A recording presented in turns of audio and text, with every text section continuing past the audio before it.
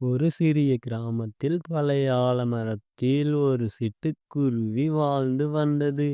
அது மிகவும் சுறுசுறுப்பாகவும் புத்திசாலியாகவும் இருந்தது. தினமும் தன் குஞ்சுகளுக்காக தானியங்கள் தேடி பறந்து வந்தது. ஒரு நாள் கிராமத்தில் கடுமையான வறட்சி ஏற்பட்டது. மரங்களில் விதைகள் குறைந்தன. பல பறவைகள் நகரத்தை விட்டு பறந்து சென்றன.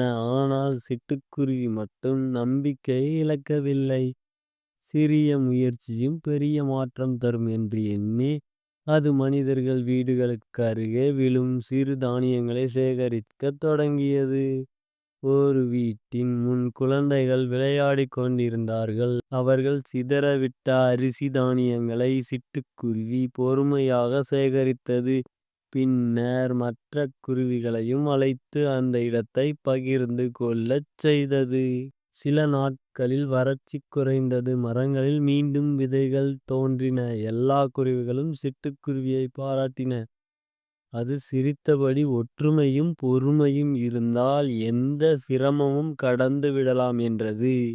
நம்பிக்கை, பொறுமை, ஒற்றுமை இவை இருந்தால் வாழ்க்கையில் எதையும் ஜெயிக்கலாம்.